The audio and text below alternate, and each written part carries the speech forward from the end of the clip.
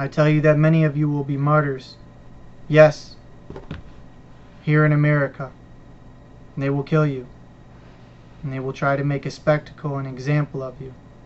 And you must be prepared. There will come a time when the faith will be a trend. Before they crucified Jesus, they hailed him, saying, "Hosanna, Hosanna." There may be a grace period where people decide that they are witnesses, but only while it's convenient for them. Only while it is pleasing to them, like any trend. And that is exactly how they will follow in the gospel, as it were a trend. But we will encounter tribulations, brethren. Very trying times, very difficult times. And the true sheep will be known, because even yet through all of this, we still will remain the substance and salt of this earth. And false witnesses and such as these will only grow worse. The darkness in them will grow, and the light in them will come out from them.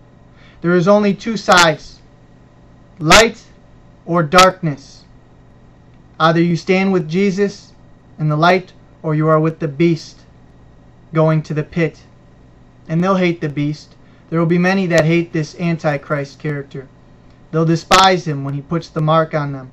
They'll say all kinds of things against him, but they'll still be with him. And he knows it. You see, there is no partiality. There is no duality. In the end, we either end up in the Lamb's Book of Life, or we end up in the pit. And the mockers and the scoffers, they can say what they will. Hosanna one day, crucify him the next. I read to you the parable of the sower and the seed. Behold, the sower went forth to sow. When he sowed, some seeds fell by the wayside, and the fowls came and devoured them up. Some fell upon stony places, where they had not much earth, and forthwith they sprung up, because they had no deepness of earth. And when the sun was up, they were scorched, and because they had no root, they withered away. And some fell among thorns, and the thorns sprang up and choked them. But other fell into good ground, and brought forth fruit, some 100, some 60, and some 30. Who has ears to hear, let him hear. And the disciples came and said, Why do you speak in parables?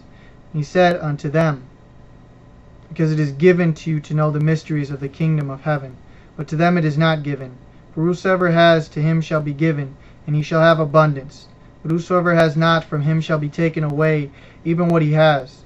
Therefore I speak to them in parables, because they seeing do not see, and hearing they do not hear, neither do they understand. And in them is fulfilled the prophecy of Isaiah, which says, By hearing you shall hear, and shall not understand, and seeing you shall see, and shall not perceive. For this people's heart is waxed gross, and their ears are dull of hearing, and their eyes they have closed, lest at any time they should see with their eyes, and hear with their ears, and should understand with their heart, and should be converted, and I should heal them. But blessed are your eyes, for they see, and your ears, for they hear. For verily I say unto you, that many prophets and righteous men have desired to see those things which you see, and have not seen them, and to hear those things which you hear, and have not heard them. Hear therefore the parable of the sower. When anyone hears the word of the kingdom, and does not understand it, then comes the wicked one, and catches away which was sown in his heart. This is he which receives seed by the wayside. But he that receives seed into stony places, the same is he that hears the word, and with joy receives it. Yet he has no root in himself, but endures for a while. For when tribulation or persecution arises because of the word, by and by he is offended. He also that receives seed among the thorns is he that hears the word, and the care of this world and the deceitfulness of riches choke the word, and he becomes unfruitful.